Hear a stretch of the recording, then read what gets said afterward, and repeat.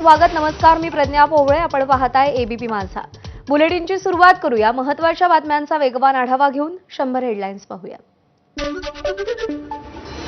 सोलापूर शहरासह ग्रामीण भागात देखील मुसळधार पावसाची हजेरी. अक्कलकोटमधल्या अनेक गावांना रात्री पावसानं झोडपलं. सखल भागात पाणी साचलं.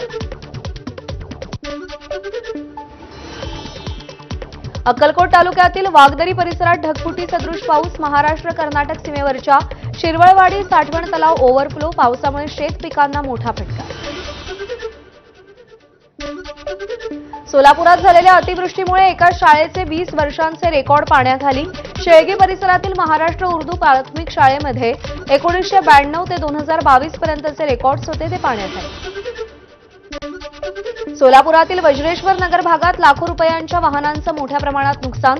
सखल भागात पाणी साचल्यानं अनेक चारचाकी वाहनं पाण्याखाली.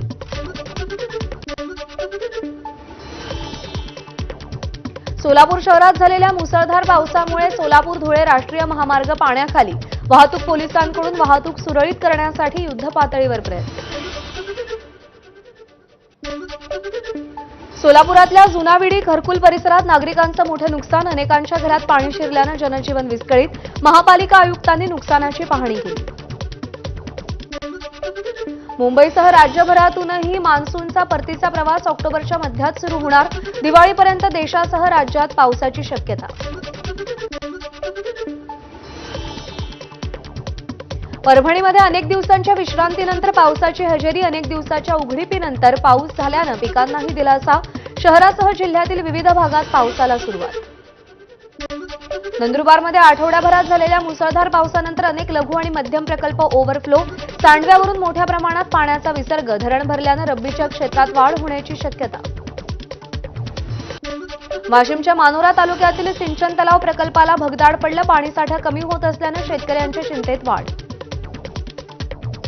नंदुरबारच्या तळोदामधील दुर्गम भागात रस्त्यांचा अभाव. नदीवर पूल नसल्यानं जीव धोक्यात घालून नागरिकांचा प्रवास. टाकली नदीमध्ये कार अडकली. ट्रॅक्टरच्या साह्यानं कार बाहेर काढली.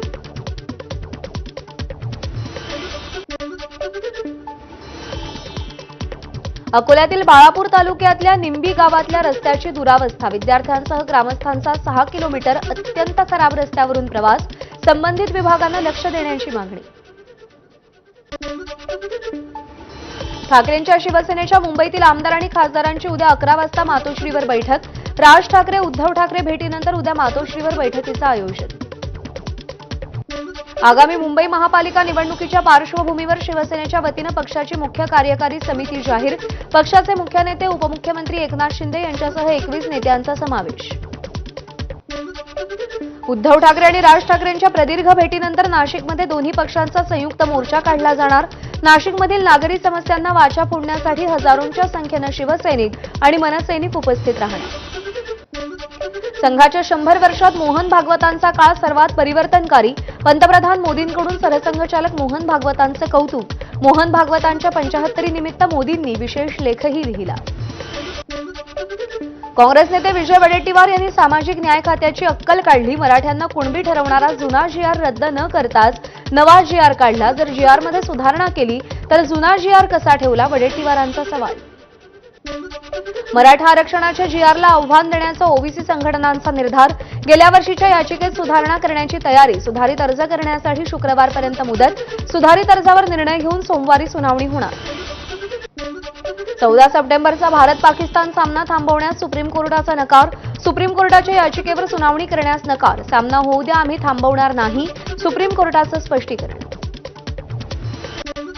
भारत-पाकिस्तान सामन्याविरोधात ठाकरेंची शिवसेना रस्त्यावर उतरणार. शिवसेना महिला आघाडी रविवारी सिंदूर रक्षा आंदोलन करणार. खासदार संजय राऊतांची माहिती.